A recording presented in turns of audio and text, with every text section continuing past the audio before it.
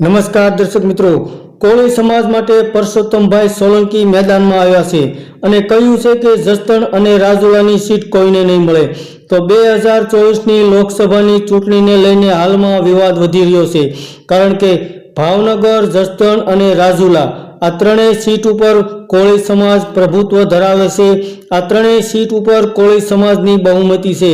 ત્યારે આ સીટોને ખાલી કરી અને તેના ઉપર બીજા ઉમેદવારોને ઊભા રાખવાની વાત ચાલી રહી છે, કારણ કે રાજુલાના ધારાસભ્ય હીરાભાઈ સોલંકીને ભાવનગર સંસદ લડાવી અને રાજુલાની સીટ ખાલી કરી અને ત્યાં અમરીશભાઈ ડેરને ઊભા રાખવાની વાત ભારતીય જનતા પાર્ટીની અંદર ચાલી રહી છે.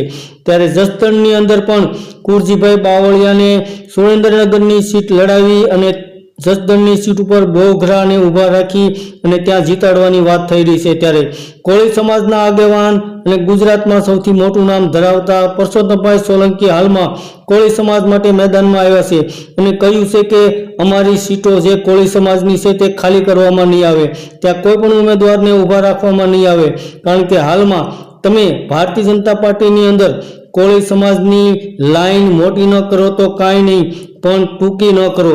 અમારા સમાજની જે સીટો છે તેને ઘટાડવાની વાતો ન કરો. તો હાલમાં પરસોત્તમભાઈ સોલંકી પણ કોળી સમાજ માટે મેદાનમાં આવ્યા છે અને કહ્યું છે કે કોળી સમાજની સીટો અમે કોઈને નહીં આપી. ધન્યવાદ દર્શક મિત્રો.